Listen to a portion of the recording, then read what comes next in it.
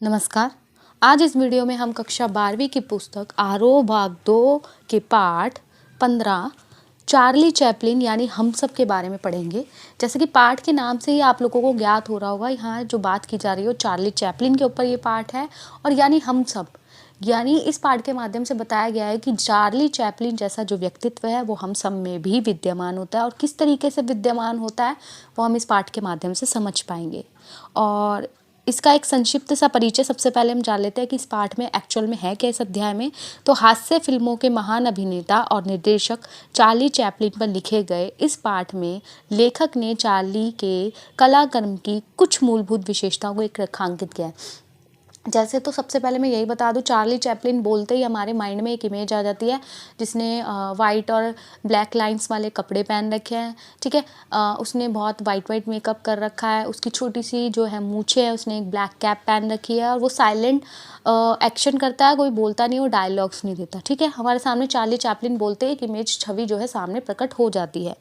तो ये जो पाठ है इसमें जो चार्ली चैपलिन थे वो अपनी हास्य फिल्मों के लिए जाने जाते थे और महान अभिनेता उनको माना जाता है, और निर्देशक भी, वो डायरेक्टर भी रह चुके हैं।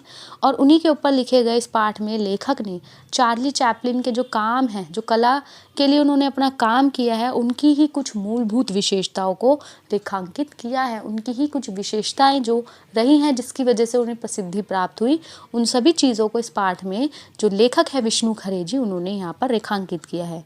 करुणा और हास्य के तत्वों का सामंजस्य उनकी दृष्टि में, यानी करुणा यानी रोना धोना, दुख, अवसाद और हास्य, यानी एक साथ ये चीज़ें नहीं हो सकती। अगर हम रो रहे हैं एकदम नहीं हंस सकते, रोते रोते हंसने लगते हैं तो हमें पागल समझा जाता है, या हंसते हंसते रोने लगते तो भी पागल समझा जाता है। तो करुणा और हास्य के तत्वों का सामंजस्य यानी मिला जुला रूप उनकी दृष्टि में चार्ली की सबसे बड़ी विशेषता है। और लेखक के अनुसार चार्ली चैपलिन जिस तरीके से हंसते हंसते रोना और रोते रोते हंसने जैसी कला को, लोगों को मिला जुला रूप जो सामने दिखाते थे, उनकी सबसे बड़ी विशेषता ही चार्ली चैपलिन की लेखक ने बताई है। भारत जैसे मुल्क में, यानी भारत जैसे देश में, जहाँ सिद्धांत और रचना दोनों स्तरों पर हास्य और करुणा के मेल में कोई परंपरा नहीं रही है, यानी हम देखते आ रहे हैं कि भारत एक बहुत ही सिद्धांतवादी देश है। यहाँ बहुत सी चीज़ों का रचना हुई है, बहुत सी चीज़ें इजाद हुई है, उसके बाद भी यहाँ पर इतनी चीज़ों की उत्पत्ति के बावजूद भी हमने हास्य और करुणा का ऐसा मिला जुला रूप नहीं देखा। लेकिन चार्ली चैपलिन की लोकप्रियता यह तय करती है कि कला जो है स्वतंत्र होती है, वो किसी सिद्धांत में नहीं बंधती है। एक से एक हास्य कलाकार हुए पर वे चार्ली चैपलिन की तरह हर देश, हर उम्र और हर स्तर के दर्शकों को पसंद नहीं बन पाए। यानी एक होता है ना, हमें कोई हीरो मूवी का कोई कैरेक्टर, कोई हीरो हमें पसंद है, एक एज के अकॉर्डिंग है। जैसे आज के टाइम के जो हीरो है वो आजकल की जनरेशन के, पुराने समय के जो हीरो है वो पुराने समय के जनरेशन के हैं। ठीक है, लेकिन जो चार्ली चैपलिन थे वो किसी भी एज ग्रुप के लोग हो, उनको चार्ली चैपलिन भाते हैं। इसका कारण शायद यही है कि चार्ली की ही व्यक्तित्व, यानी चार्ली चैपलिन का जो व्यक्तित्व है जिसमें सबको अपनी छवि दिखती है, यानी उनको सब उसमें अपने आप को, हम ज़्यादातर कोरिलेट किससे कर पाते हैं। कई बार हम कोई मूवी या कोई सीरियल देख रहे होते हैं तो हम कहते हैं ये तो हमारी स्टोरी से मिलता जुलता है। ठीक है, जब तक हम उस स्टोरी के साथ कोप अप नहीं कर पाएंगे तो हमें वो चीज़ नहीं अच्छी लगेगी, नहीं समझ आएगी। तो चार्ली चैपलिन में ही सब अपनी छवि देखते हैं।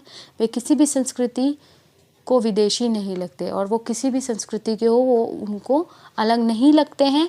यह पूरा पाठ ही चार्ली चैपलिन के इसी जादू की व्याख्या को प्रकट करता है। तो इस तरीके से इस पाठ का ये जो है संक्षिप्त सा परिचय मैंने आपको यहाँ दिया है।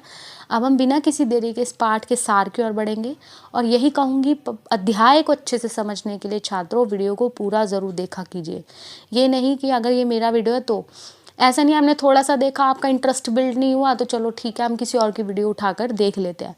सब ही लोग एक जैसा एक्सप्लेन करते हैं, सबका बस तरीका अलग होता है, स्टोरी वही होती है, सबका अपना अपना तरीका होता है।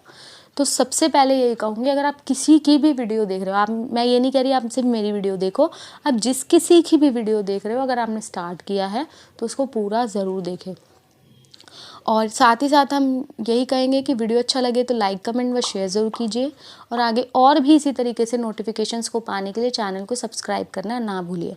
और पाठ की समाप्ति के पर मैं आपसे इस पाठ के प्रश्नोत्तरों की भी चर्चा करूँगी। जो ये पाठ है, इस पाठ में जो चार्ली चैपलिन हैं उनके जीवन और कृतित्व यानी उनका जो जीवन है और उनके जो कार्य रहे हैं उनके बारे में जानकारी हमें यहाँ प्रदान की गई है।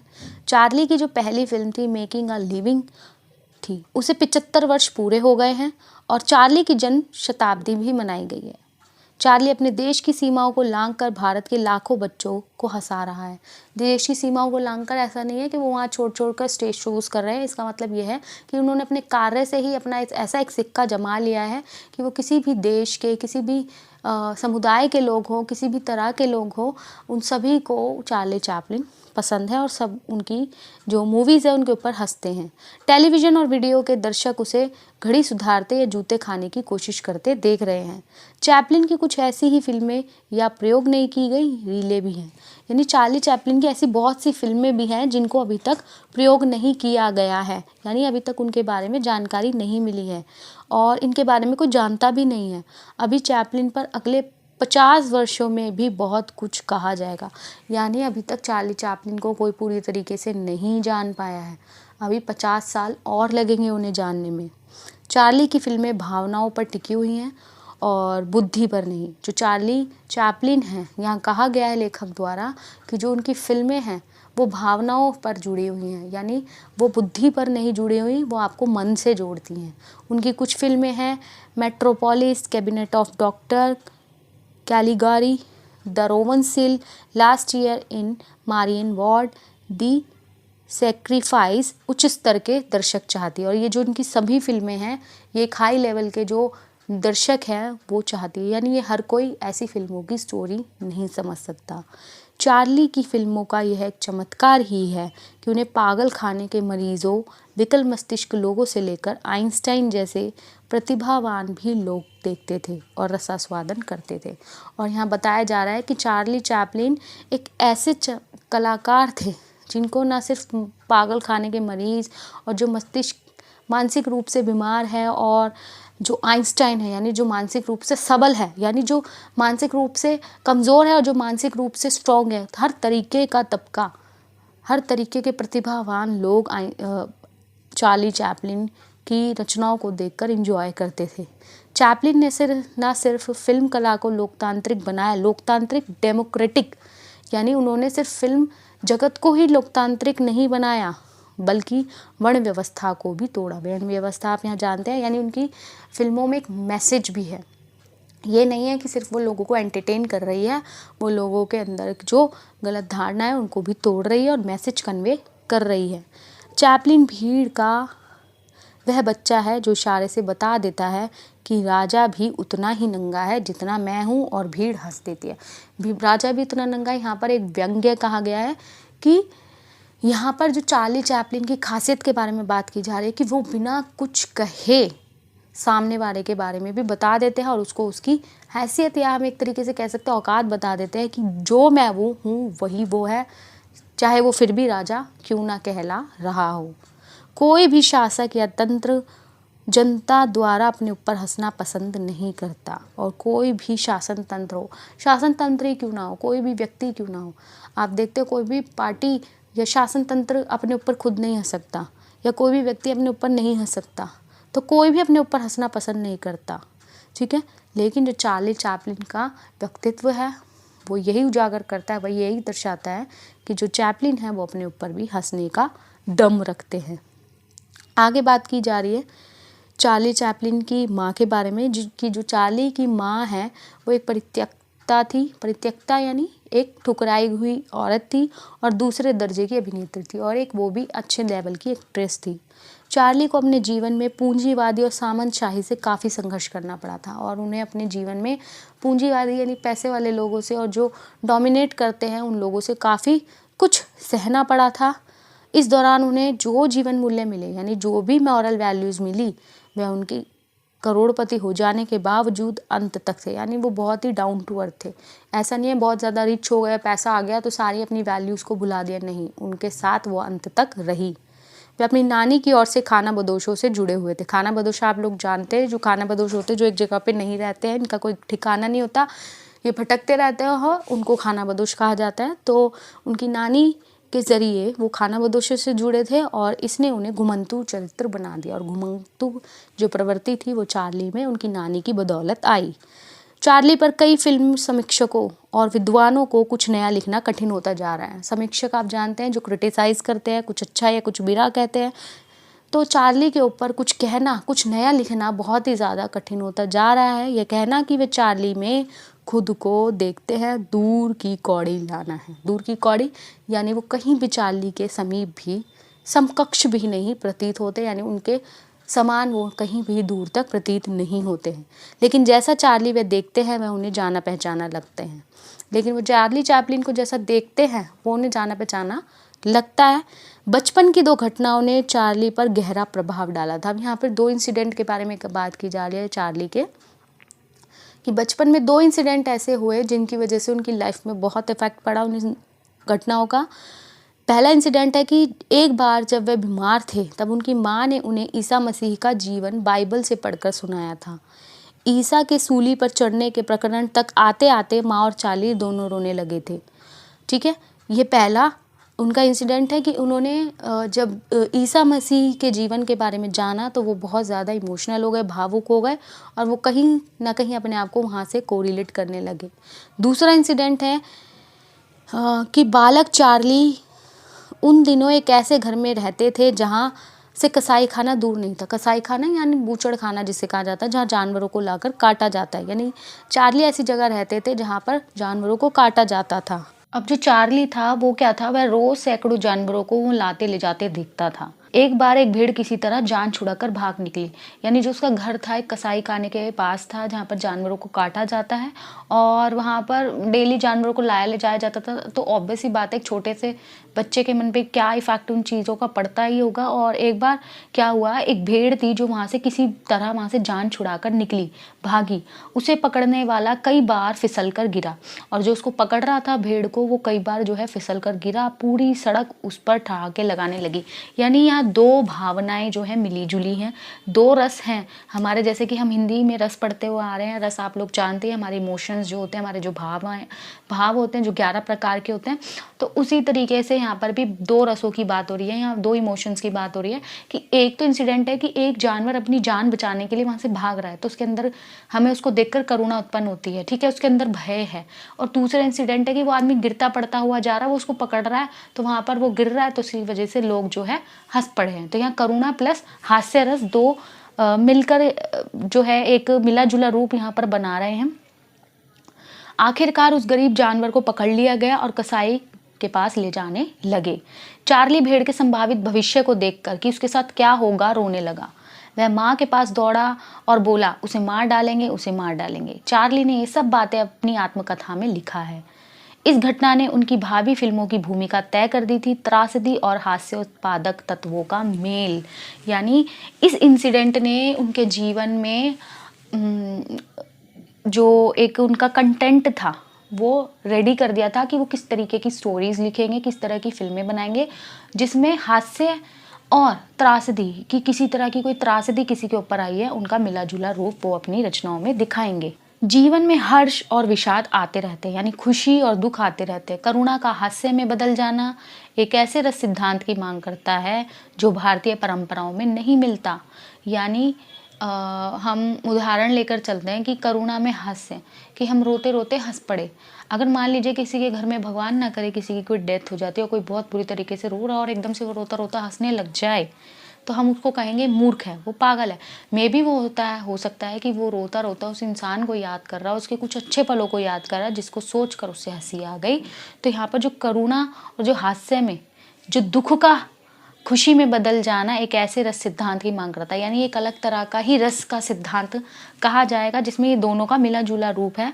और इसकी जगह जो है भारतीय रस में नहीं है, क्योंकि हम 11 रस पढ़ते हैं और हंस में करुणा और हास्य रस अलग होता है। लेकिन यहाँ पर ये एक तरीके से हम कह सकते हैं 12वें तरह का रस है जिसमें हास्य और करुणा दोनों का मिला जुला रूप है, जो भारतीय परंपरा में हमें कहीं भी दिखाई नहीं देती है। रामायण और महाभारत में जो हास्य है वह दूसरों पर है और वह पर संताप से प्रेरित है। यानी ये जो महाभारत और रामायण में अगर हम हास्य रस भी पढ़ते हैं, बहुत से इंसिडेंट है जहाँ हमें हंसी आती है, तो वो दूसरों पर व्यंग्य है। जैसे हम महाभारत का एक इंसिडेंट ले लेते हैं कि जब जो दुर्योधन था, जब वो महल में जाता है तो वहाँ पे द्रौपदी भी होती है, तो वो एक मैजिकल महल होता है।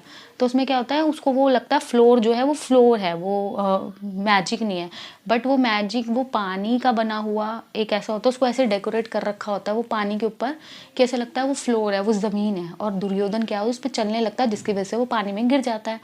और यहाँ पर जो द्रौपदी होती है वो ठाके मारने हंसने लगती है। तो यहाँ पे जो हास्य है वो किसी और के ऊपर है, जो द्रौपदी है वो हंस रही है, वो दुर्योधन के ऊपर हंस रही है, अपने ऊपर यहाँ पर कुछ नहीं है। तो ये परसंताप से प्रेरित है।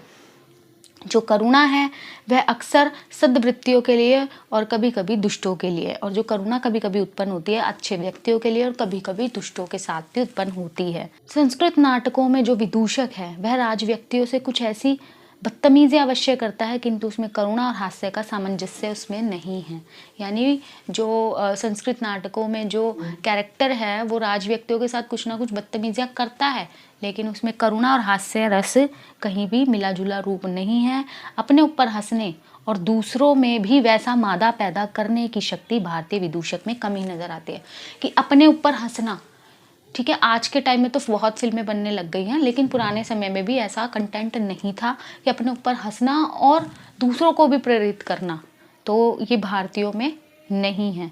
भारत में चैपलिन को भारत में व्यापक स्तर पर स्वीकार किया गया है, और जो भारत है, भारत की जो जनता है, भारत के जो लोग हैं, उन्होंने चैपलिन को बहुत ज़्यादा जो है बड़े स्तर पर उनको स्वीकार किया है, तथा उनसे भारतीय जनमानस पर जो प्रभाव डाला है उसका अभी मूल्यांकन होना बाकी है।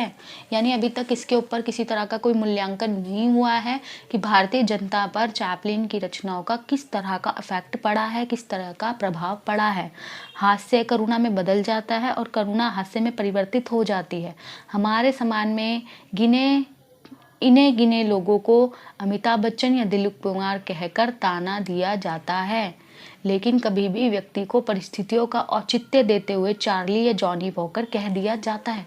फॉर एग्जाम्पल, जैसे हमने कोई व्यक्ति, ऐसा व्यक्ति है जो अजीब गरीब हरकतें कर रहा है, बोल नहीं रहा, मुंह का एक्शन कर रहा है, ठीक है, और हंसा रहा है हमें और बीच बीच में रो रहा है, तो हम उसको उपाधि देते थे ना, क्या तू चार्ली चैपलिन की तरह या जॉनी वॉकर की तरह कर रहा है, ठीक है, हम उनको उपाधि देते थे। या कोई बहुत लंबा है तो हम उसको अमिताभ बच्चन कह देते हैं, या कोई दिलीप कुमार की तरह एक्टिंग कर रहा है, ठीक है, तो हम उसको उपाधि से, या कोई लड़की है अगर वो बहुत सुंदर है तो उसको कह देते तू माधुरी दीक्षित है, या आज के टाइम की जो हीरोइंस हैं, एक्ट्रेसेस हैं, हम उनका नाम ले देते हैं। तो यहाँ पर उसी की बात हो रही है। यह इस बात की ओर स्वीकारोक्ति है कि हमारे बीच नायक कम है, जबकि हर व्यक्ति दूसरे को कभी न कभी विदूषक समझता है। दरअसल मनुष्य स्वयं ईश्वर या नियति का विदूषक, क्लाउन, जोकर या साइड किक है। और यहाँ पर जो लेखक है वो कहते हैं कि मनुष्य जो है खुद ही ईश्वर का ही कोई ना कोई क्लाउन, जोकर, विदूषक या साइड किक है, यानी ईश्वर का ही एक दूसरा रूप है। महात्मा गांधी से चार्ली का खासा पुट था, यानी महात्मा गांधी भी जो थे चार्ली चैपलिन से बहुत ज़्यादा प्रभावित थे, और गांधी तथा नेहरू दोनों ने कभी चार्ली का सानिध्य चाहा था, और गांधी जी और जवाहरलाल नेहरू ने भी कभी ना कभी चार्ली चैपलिन का सानिध्य यानी साथ चाहा था। साथ यानी उनकी तरह इनेक्ट करना, उनकी तरह कोशिश करना, उनकी फिल्में देखना या उनसे मिलना उन्होंने भी चाहा था। चार्ली की इतनी बड़ी स्वीकृति को देखकर राज कपूर ने, यानी चार्ली को इतने बड़े लेवल पे भारत में पसंद किया जा रहा था, हमारे देश के बड़े बड़े पॉलिटिशियंस भी, राजनेता भी चार्ली को पसंद करते थे, और इन सब पॉपुलैरिटी को देखते हुए राज कपूर, जैसा कि आप जानते हैं कपूर फैमिली से वो रह चुके हैं, और उन्होंने भारतीय फिल्मों में एक ऐसे साहसिक प्रयोग किया था, और उन्होंने इन चीज़ों को देखते हुए ही चार्ली चैपलिन के कंटेंट को भारतीय सिनेमा में उतारने का एक बहुत ही साहसिक प्रयोग क्यों कहेंगे, क्योंकि अभी तक हिंदी सिनेमा जगत में ऐसा कोई कार्य नहीं हो रहा था। हिंदी सिनेमा जगत में रोमांटिक, सबका एक अलग अलग, कोई एक्शन मूवी है, कोई रोमांटिक मूवी है, इस तरीके से चल रहा था, लेकिन इस तरीके का कोई लाइक मेरा नाम जोकर मूवी अगर आपने नहीं देखी है तो वो ज़रूर देखना। तो उस जैसी फिल्में जो है एक रिस्क वाली बात थी कि पता नहीं चलेगी नहीं चलेगी, यहाँ के लोगों को पसंद आएगी नहीं आएगी, तो ये सब एक तरीके का प्रैक्टिकल प्रयोग उन्होंने यहाँ किया था। आवारा सिर्फ दी ट्रैम्प का अनुवाद मात्र ही नहीं थी, बल्कि चार्ली का भारतीयकरण ही था। यानी जो आवारा फिल्म उन्होंने बनाई थी दी ट्रैम्प, ये सिर्फ आवारा फिल्म उसका अनुवाद ही नहीं थी, उसका हिंदी रूपांतरण ही नहीं थी, बल्कि ये एक तरीके से भारतीयकरण ही किया जा रहा था। राज कपूर ने चैपलिन की नकल करने के आरोपों की कभी परवाह नहीं की थी कि लोग कहेंगे कि ये तो चार्ली चैपलिन की तरह नकल कर रहे हैं।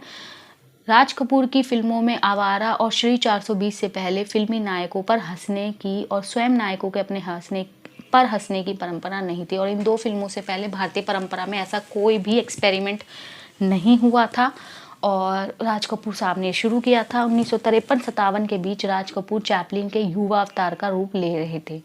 दिलीप कुमार, बाबुल, कोहिनूर, लीडर गोपी, देवानंद, 9-2-11, फंटूश, 3 देविया, शम्मी कपूर, अमिताभ बच्चन, अमर अकबर एंथनी तथा श्रीदेवी एक चैपलिन का कर स्वीकार कर चुके हैं।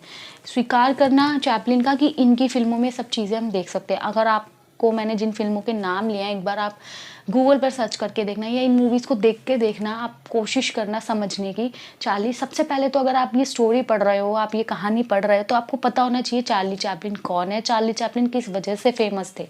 उनकी विशेषताएं जब तक आपको नहीं पता होंगी, तब तक छात्रों आप इस चैप्टर को नहीं समझ पाएंगे कि आपको कहना क्या चाह रहे हैं। तो यहाँ पर जो एक्सपेरिमेंट हुआ था, इन सभी ही एक्टर एक्ट्रेसेस ने भी ट्राई किया था। चार्ली की अधिकांश फिल्में भाषा का इस्तेमाल नहीं करती थी, जैसा कि सभी लोग जानते हैं, और अगर जो नहीं जानते मैं बता देती हूँ। सबसे पहले इस चैप्टर को पढ़ने से पहले छात्रों में या पढ़ने के बाद मैं यही रिक्वेस्ट आपसे कर लूँगी कि आपको पता होना चाहिए चार्ली चैपलिन सब सुनते आ रहे हैं, मे बी 90% लोगों को भी पता होगा, लेकिन 1% लोग जिन्हें नहीं पता और जो वो चैप्टर पढ़ रहे हैं, तो सबसे पहले आप रिसर्च कीजिए कि चार्ली चैपलिन क्यों थे, उनकी क्या विशेषताएं थी, किस वजह से वो इतने प्रसिद्ध थे। तो सबसे पहले तो चार्ली चैपलिन की विशेषता ये थी कि वो किसी तरह की भाषा का इस्तेमाल नहीं करते थे, इसलिए उन्हें ज़्यादा मानवीय होना पड़ा। ज़्यादा मानवीय होने का मतलब है कि उनको अपनी एक्शंस के थ्रू अपने इमोशंस को ज़्यादा से ज़्यादा शो करने हैं। स्वाग सिनेमा में कई कॉमेडियन हुए हैं, लेकिन वह भी चैपलिन तक नहीं पहुंच पाए। अगर आपने चार्ली चैपलिन भी नहीं देखे, आप मिस्टर बीन को देखिए। वो बोलते नहीं हैं डायलॉग्स, मिस्टर बीन भी, लेकिन किस तरीके से अब उनको हम उनके एक्शंस के थ्रू उनकी कॉमेडी को किस तरीके से हम समझ पाते हैं। तो यहाँ पर भी उसी तरह की बात हो रही है। चार्ली का चिर युवा होना, यानी चिर यानी हमेशा युवा रहना। कोई व्यक्ति हमेशा युवा नहीं रह सकता, लेकिन चिर युवा रहने का मतलब अपनी फिल्मों के जरिए या बच्चों जैसा दिखना एक विशेषता है। वे किसी भी संस्कृति को विदेशी नहीं लगते, यानी किसी भी कंट्री के लोग हो उनको वो पराये नहीं लगते, उनको वो अपने लगते हैं, वो अपने आप से उनको कोरिलेट कर पाते हैं। चार्ली के सारे संकटों में हमें ये लगता है कि ये मैं भी हो सकता हूँ, यानी मतलब उनकी फिल्मों को देखकर या उनको देखकर ऐसा महसूस होता था, वो हमसे भाषा के थ्रू अपनी बातों को व्यक्त नहीं कर पाते थे, लेकिन एक्शंस के थ्रू, एक्टिंग के थ्रू वो अपना ऐसा हमारे साथ इनेक्ट कर पाते थे कि ऐसा लगता था ये मैं भी हो सकता हूँ या मैं ही हूँ। चैपलिन प्रेमचंद से ज़्यादा नज़दीक है, और जो चैपलिन थे वो प्रेमचंद की ज़्यादा नज़दीक है, क्योंकि प्रेमचंद भी भाषा के माध्यम से अपनी भावनाओं को व्यक्त करते हैं, समाज की वेदनाओं को भी व्यक्त करते हैं, और चैपलिन भी बिना भाषा के यही कार्य करते थे। एक होली के त्योहार को छोड़कर भारतीय परंपराओं में व्यक्ति की अपने पर हंसने, स्वयं को जानबूझकर हास्यास्पद बना डालने की परंपरा नहीं है। होली के त्योहार में होता है ना, लोग क्या होते हैं एक दूसरे पर हंसते हैं, खुद पर भी हंसते हैं, ठीक है, इंजॉय करते हैं। तो ये सिर्फ एक होली का ही त्योहार ऐसा है जहाँ पर ये सब चीज़ों को हम देख सकते हैं, उसके अलावा हम कहीं भारतीय परंपरा में इन चीज़ों को नहीं देख पाते। चैपलिन का भारत में महत्व यह है कि वह अंग्रेजों जैसे व्यक्तियों पर हंसने पर अवसर देते। अंग्रेजों जैसे व्यक्तियों पर, हम लोगों पर अंग्रेज़ों ने कई समय तक अपना अधिकार जमा कर रखा, जिसकी वजह से क्या हुआ कि हम उनके गुलाम बन गए। तो चैपलिन हमें वो मौका देते हैं कि हम अंग्रेज जैसे लोगों पर, यानी उन लोगों पर हंसकर अपनी फ्रस्ट्रेशन को निकाल सकते हैं। चार्ली स्वयं को सबसे ज़्यादा तब हंसता है जब वह स्वयं को गर्वोन्नत, आत्मविश्वास से भरा पूरा, सफलता, सभ्यता, संस्कृति तथा समृद्धि की प्रतिमूर्ति, दूसरों से ज़्यादा शक्तिशाली क्षण में दिखलाता है। यानी जब वो बहुत ज़्यादा अपने आप को प्राउड, कॉन्फिडेंट और बहुत ज़्यादा सक्सेस, बहुत ज़्यादा सिविलाइज्ड, बहुत ज़्यादा एजुकेटेड, समृद्ध और प्रतिमूर्ति और बहुत ज़्यादा पावरफुल जब वो खुद को मानता है, तो उस क्षण में वो अपनी हंसी के माध्यम से इन सभी चीज़ों को शो करता है। अपने जीवन के अधिकांश हिस्सों में हम चार्ली की टीली हो जाते हैं, जिसके रोमांस हमेशा पंक्चर होते रहते हैं। मूलतः हम सब चार्ली हैं क्योंकि हम सुपरमैन नहीं हो सकते। तो इस तरीके से पाठ यहाँ समाप्त होता है। आशा करती हूँ पाठ बहुत अच्छे से समझ आया होगा। और छात्रों में बार बार यही कहूँगी कि आपको सबसे पहले चार्ली चैपलिन कौन है उनके बारे में मालूम होना चाहिए, प्लस उनकी क्या विशेषताएं हैं। उसके बाद ये पाठ आपको बहुत आसानी से क्लियर हो जाएगा। उनकी उन्हीं विशेषताओं के ऊपर ये संपूर्ण पाठ जो है स्टोरी जो है इसके ऊपर ही बेस्ड है। और अब हम बिना किसी देरी के इसके प्रश्नोत्तरों की चर्चा कर लेते हैं।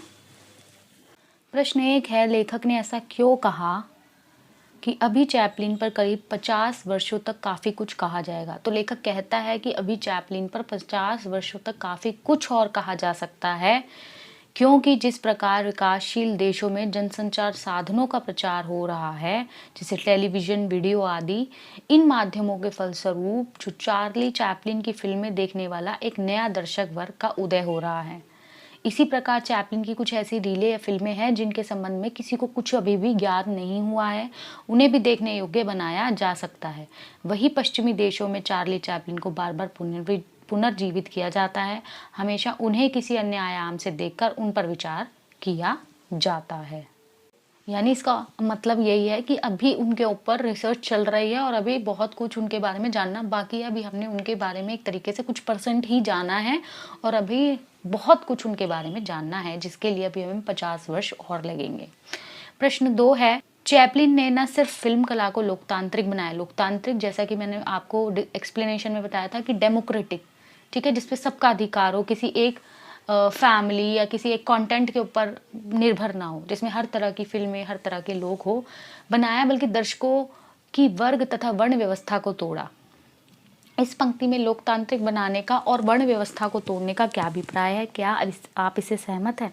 वर्ण व्यवस्था जैसे कि होता है कि सिर्फ गोरे लोग मूवीज़ में काम करेंगे। जैसे आप बहुत सी फिल्में देखते हैं जिसमें अमेरिकन्स होते हैं, गोरे होते हैं, लेकिन कुछ एक कैरेक्टर भी उसमें जो होते हैं अफ्रीकन्स भी आ जाते हैं। तो ऐसा कोई भेदभाव वहाँ पर नहीं दिखाया गया। लोकतांत्रिक उसको बनाया गया है। लोकतांत्रिक बनाने का अर्थ है कि उसे सभी के लिए लोकप्रिय बनाना और वर्ग व्यवस्था को तोड़ने का आशय है। समाज में प्रचलित अमीर, गरीब, वर्ण, जाति, धर्म के भेदभाव को समाप्त करना। चार्ली ने दर्शकों की वर्ग और वर्ण व्यवस्था को तोड़ा। इससे पहले लोग किसी जाति, धर्म, समूह या वर्ग विशेष के लिए फिल्म बनाते थे। कुछ कलात्मक फिल्में भी बनती थी जिनका दर्शक वर्ग विशिष्ट होता था, परंतु चार्ली ने ऐसी फिल्में बनाई जिनको देखकर आज भी आम आदमी आनंद का अनुभव करता है। चैपलिन का चमत्कार यह है कि उन्होंने फिल्म कला को बनाने बिना किसी भेदभाव के सभी लोगों तक पहुँचाया। यानी किसी एक प्रॉपर ग्रुप के लिए, किसी अमीर लोगों के लिए या किसी वर्ग विशेष के लिए उनकी फिल्में नहीं होती थी। चार्ली ने अपनी सभी फिल्मों में आम आदमी को स्थान दिया, इसलिए उनकी फिल्मों में ने भौगोलिक और सांस्कृतिक सीमाओं को लांघ कर, क्योंकि आम आदमी सिर्फ एक देश, एक सीमा तक बंद कर नहीं रहता, वो संपूर्ण विश्व में व्याप्त है और सीमाओं को लांघ कर सार्वभौमिक लोकप्रियता हासिल की। चार्ली ने सिद्ध कर दिया कि कला स्वतंत्र होती है, जो किसी एक परिवेश में बंद कर नहीं रह सकती। वह अपने सिद्धांत स्वयं बनाती है। उन्होंने कला के एकाधिकार को समाप्त कर उसे नई परिभाषा दी है। प्रश्न 3 है, लेखक ने चार्ली का भारतीयकरण किसे कहा और क्यों? गांधी और नेहरू ने भी उनका सानिध्य क्यों चाहा? तो लेखक ने चार्ली का भारतीयकरण राज कपूर द्वारा निर्मित फिल्म आवारा को कहा है। भारतीयकरण एक Hindi Charlie Chaplin, Indian Charlie Chaplin, क्योंकि इस फिल्म में पहली बार राज कपूर ने फिल्म के नायक को हंसी का पात्र बनाया था। दर्शक उनके इस नवीन प्रयोग से प्रभावित भी हुए। इस फिल्म के बाद से भारतीय फिल्मों में चार्ली की तरह नई नायक नायिकाओं की खुद पर हंसने वाली फिल्मों की परंपरा चल निकली। और जैसे कि मैंने आपको मूवी के नाम भी बताए थे और कैरेक्टर्स के यानी एक्टर एक्ट्रेसेस के भी नाम बताए थे, जैसे दिलीप कुमार, अमिताभ बच्चन, अनिल कपूर के साथ नई पीढ़ी के कलाकार भी शामिल हैं। गांधी जी और नेहरू जी भी चार्ली की ही तरह अपने पर हंसते थे। लेखक के अनुसार महात्मा गांधी में चार्ली की तरह स्वयं पर हंसने का पुट था, गुण था, क्वालिटी थी। वे चार्ली की अपने आप पर हंसने की कला पर मुग्ध थे। इसी कारण वे चार्ली का सानिध्य चाहते थे। देखिए क्वेश्चन आंसर तो वही होता है, इसलिए अगर मैं यही कहती हूँ आपको सबसे पहले कंटेंट क्लियर होना चाहिए, चैप्टर क्लियर होना चाहिए। चैप्टर क्लियर है तो क्वेश्चन कैसे भी किसी भी फॉर्म में आ जाए आप इजीली अटेम्प्ट कर लेंगे। नेक्स्ट क्वेश्चन है, लेखक ने कलाकृति और रस के संदर्भ में किसे श्रेष्ठ कर माना है और क्यों? क्या आप कुछ ऐसे उदाहरण दे सकते हैं जहाँ कई रस साथ साथ आए हो? तो लेखक ने कलाकृति और रस के संदर्भ में रस को श्रेष्ठ कर माना है। इसका कारण यह है कि किसी भी कलाकृति में एक साथ कई रसों के आ जाने से कला और अधिक समृद्धिशाली और रुचिकर बनती है। ऑब्वियस है, कोई चीज़ बढ़ेगी तो उसकी क्वालिटीज़ भी बढ़ेगी। रस मानवीय भावों का दर्पण होता है जो किसी भी कला के माध्यम से दर्शकों एवं श्रोताओं के समक्ष प्रस्तुत होता है। उदाहरण स्वरूप, नायिका का चोरी से प्रेम पत्र पढ़ते समय उसके चेहरे के प्रेमाभिभाव जो है श्रृंगार रस है, और उसी समय पिता द्वारा उसकी चोरी पकड़े जाने पर डर के भाव भय रस का आना, सीमा पर लड़ते हुए शहीद हो चुके जवान के चेहरे पर वीर रस और शांत रस का भाव आना। ठीक है, तो ये रस आप लोग 9th में पढ़ चुके होते, 10th में पढ़ चुके होते हो। तो अगर आपको रस क्लियर है तो आप इसका मतलब समझ गए होंगे कि यही है कि एकदम से आपका क्लास का एग्जाम्पल ले लेते हैं। मान लीजिए आप क्लास में बैठे हैं और आप पढ़ रहे हो, टीचर को आप ऐसा प्रिटेंड कर रहे हो आप पढ़ रहे हो, लेकिन टीचर जब राउंड अप पे आती है तो आप एक्चुअल में कोई ड्राइंग कर रहे होते हो या लंच चुप कर खा रहे होते हो, तो एकदम से भय का भाव आ जाता है। जब आप अपने में मग्न हैं, आप खुश हैं, ठीक है, उस टाइम पे जब तक टीचर ने आपको नहीं देखा और जैसे ही देख लेते हैं तो वो 2 रस हो जाते हैं। नेक्स्ट क्वेश्चन देखते हैं, जीवन के जद्दोजहद ने चार्ली के व्यक्तित्व को कैसा संपन्न बनाया? चार्ली का बचपन बहुत संघर्षों में बीता था, जैसा कि हम अध्याय में जान चुके हैं। पिता से अलगाव होने के बाद उन्हें परित्यक्तता माँ के साथ जीवन गुजारना पड़ा। ऑब्वियस है, एक तरीके से डिवोर्स ही कह सकते, पति द्वारा छोड़ी गई स्त्री के साथ माँ के साथ वो रह रहे हैं, तो समाज में उनकी क्या दुर्दशा रही होगी। उनकी माँ दूसरे दर्जे की स्टेज अभिनेत्री थी जो बाद में पागलपन का शिकार बन गई। इस प्रकार स्वस्थ पारिवारिक जीवन के अभाव में उन्हें कटु सामाजिक परिस्थितियों का सामना करना पड़ा।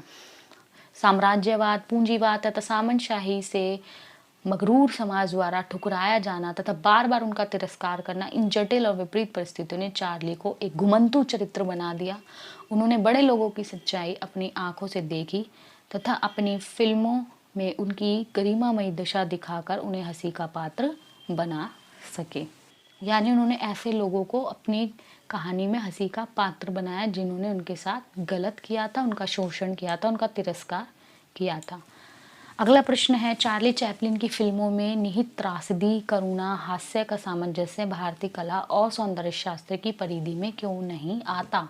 तो चार्ली चैपलिन की फिल्मों में निहित त्रासदी, करुणा, हास्य का सामंजस्य भारतीय कला और सौंदर्य शास्त्र की परिधि में नहीं आता, क्योंकि भारतीय कला में रसों की महत्ता है, परंतु करुण रस के साथ हास्य रस भारतीय कला परंपराओं में नहीं मिलता है। यहाँ पर हास्य को करुणा में नहीं बदला जाता। रामायण और महाभारत में जो हास्य है वह भी दूसरों पर है।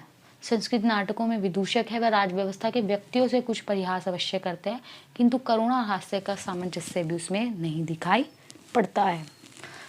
अगला प्रश्न है, चार्ली सबसे ज़्यादा स्वयं पर कब हंसता है? तो चार्ली सबसे ज़्यादा स्वयं पर तब हंसता है जब स्वयं को गर्वोन्नत आत्मविश्वास से भरा हुआ, सफलता, सभ्यता, संस्कृति तथा समृद्धि की प्रतिमूर्ति दूसरों से ज़्यादा स्वयं को शक्तिशाली तथा श्रेष्ठ समझने वाले को असहाय अवस्था में देखते हैं। तो इस तरीके से इस पाठ के प्रश्न उत्तर भी यहाँ समाप्त होते हैं। आशा करती हूँ आपको ये पाठ जो है आसानी से समझ आया होगा, इसके प्रश्न उत्तर भी आपको क्लियर होंगे। उसके बाद भी छात्रों यही कहती हूँ, किसी तरह का कोई डाउट हो, किसी तरह की कोई परेशानी हो तो प्लीज़ कमेंट सेक्शन में जाके कमेंट ज़रूर कीजिए। आप जितने ज़्यादा मुझे कमेंट्स करेंगे, मेरी वीडियो को लाइक करेंगे, शेयर करेंगे, सब्सक्राइब करेंगे, मुझे उतना ही ज़्यादा और भी मोटिवेशन मिलेगा और मैं और भी क्लासेस की और भी बोर्ड्स की वीडियोज़ बनानी शुरू करूँगी। और अब मैं यही कहूँगी, वीडियो अच्छा लगे तो लाइक, कमेंट व शेयर ज़रूर कीजिए और आगे और भी नोटिफिकेशंस को पाने के लिए चैनल को सब्सक्राइब करना ना भूलिए। धन्यवाद।